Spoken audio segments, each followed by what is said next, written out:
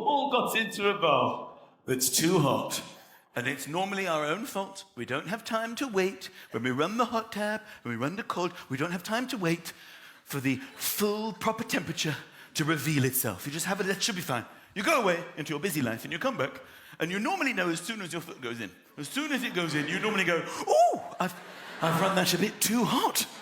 But often you don't realize it until you're in already. You get in and you start lowering yourself because it takes a while for the information that your feet are burning to reach your brain, where the information has to go to tell you about it. Because it's really quite a long way for the information to travel. So you start lowering yourself and you're thinking, something doesn't feel altogether right here.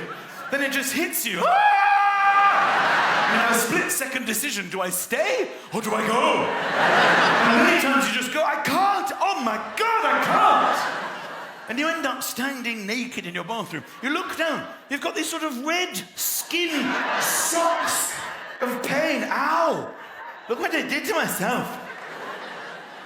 Then you have to empty the hot out, put cold in, which involves sacrificing your arm to plunge to the plug. Plug plunging. Very dangerous. You look at your arm as if to say, this will hurt, I do apologize. Brace yourself.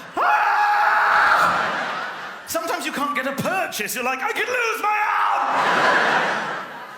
But the braver amongst us, there's many here tonight, and I count myself amongst you, will hover paddle. This is where you get into the bath. Even though it hurts, and you hover over the surface, you get the cold on, and you start paddling like a maniac. We can change this. It's getting better all the time now. Be brave! Be brave! And you inherently know it's time to change direction now. Come on! It's getting better, come on. And then you have to test it. How is the water going? Is it ready to fully submerge?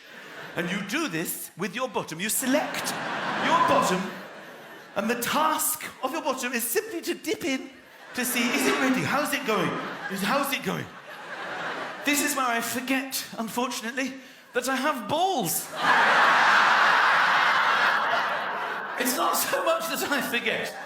It's more the angle of dangle means that my balls are now the closest thing to the surface of the water, not my bottom after all. And it comes as a nasty surprise. It's the most sensitive part of the human body.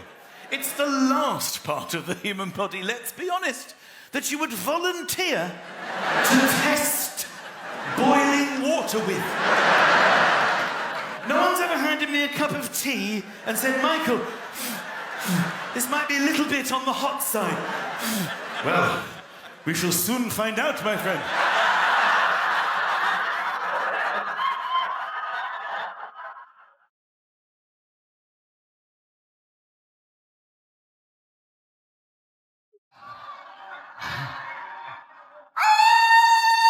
Right you are. Little bit more milk.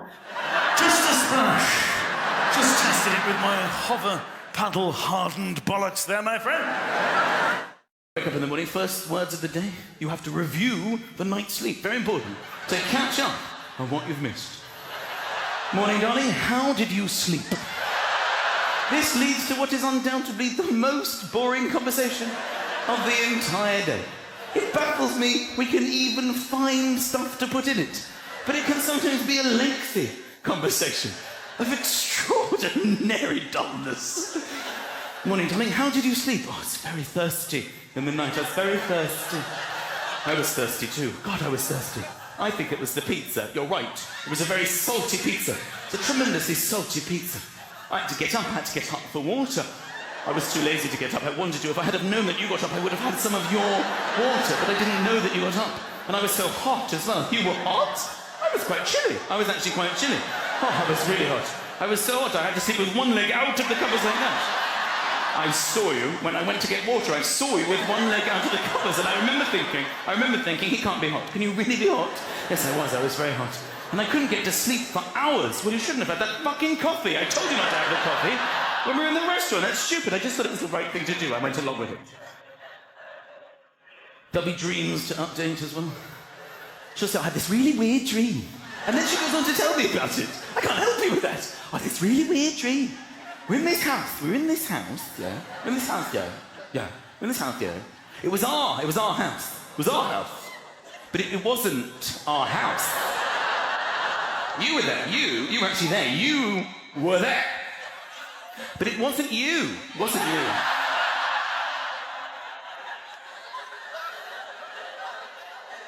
Nightmares happen on occasion. I think for all people in relationships, every once in a while you have this terrible dream. You have a dream that your partner has cheated on you. They have betrayed you in your sleep. It's a horrible nightmare of deceit.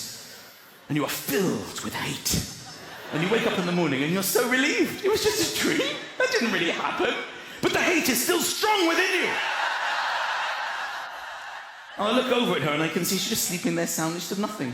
Done nothing to hurt me, just been sleeping sweetly by my side. Nothing to hurt me at all. I'm staring at her.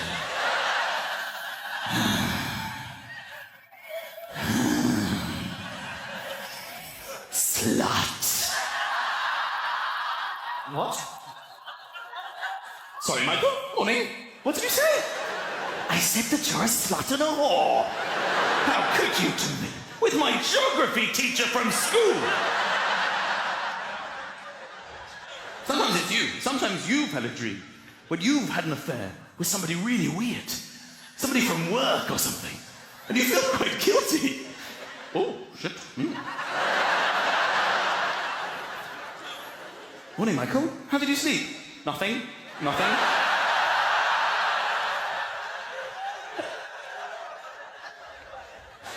Breath is an issue in the morning as well. Breath. Morning breath. What is that about? I don't understand it. I would understand it if maybe before I went to bed I had like some garlic, some onions, some Red Bull and swirled it around in my face, some kind of cocktail. That's not what happens. I brush my teeth, flossing, maybe involved. Maybe mouthwash. I go to sleep minty fresh, like most of you. 7, 8 hours later, she's like, morning, Michael. Morning, darling. Holy shit. Are you alright, Michael? Yes, I'm fine. I actually slept really well. Did you go out in the night? Why would I go out in the night? I'm sleeping here. Next to you, what are you talking about? I actually want you to think about this quite seriously. At any stage during the night, do you recall eating shit? Did that happen? Why would I eat shit? What are you talking about? That's insane. Are you absolutely certain? Maybe did you get thirsty and drink from the toilet, or... No? Perhaps you kissed on your own face. Accidents happen. Sometimes, despite this, you will still have morning sex. Now, morning sex will always involve morning breath. You just adapt it to keep your heads as far away as possible. Sometimes you get lost in the moment. Oh, I really... And she'll tell me about it. That's what I hate about a long-term relationship. I could do without the honesty. She would literally go, sorry I didn't kiss you, Michael, but you stink from your face. Okay, sorry. I thought I brushed my teeth then. Could do with a little bit less honesty. Sometimes I'll go and try and seduce her. Darling, I was wondering if maybe later you'd like to... You have some bogey just to ask? Sorry. What was it you wanted, Michael? I'm fine, actually. To be honest, I'm fine. Let's just leave it. Forget about it. I'll just sit here. Your ball is hanging out a little bit. Oh, for God's sake, leave me alone. Deep sleep. Every once in a while, you have a sleep so deep, you'll sleep on your arm. It's quite fun. You wake up with a dead arm.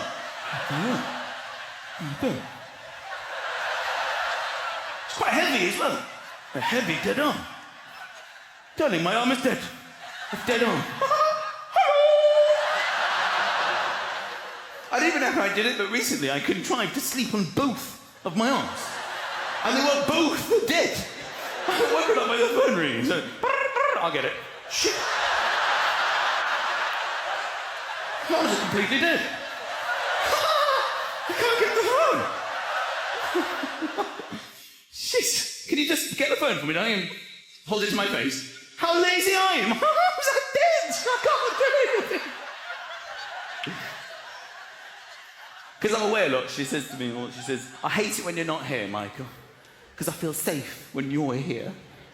I'm like, I don't. I might look like Mr. Miyagi. I don't have the moves, darling. Because that is man's biggest fear, isn't it? They're going to be sleeping soundly at night. And she's like, Michael, wake up! What?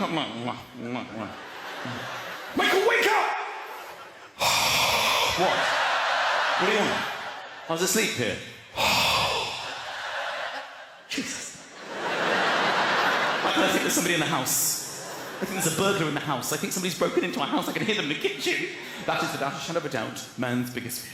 That is my biggest fear. In fact, that isn't my biggest fear. My biggest fear is that happens, and I've slept on both arms. That's my biggest fear. Shit. Jane, darling, what do you want me to do? I want you to go and find out.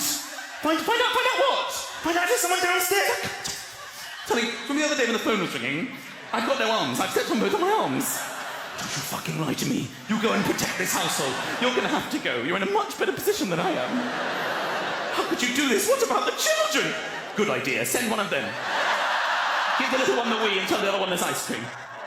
You must go and save us. All right, don't go! Jesus.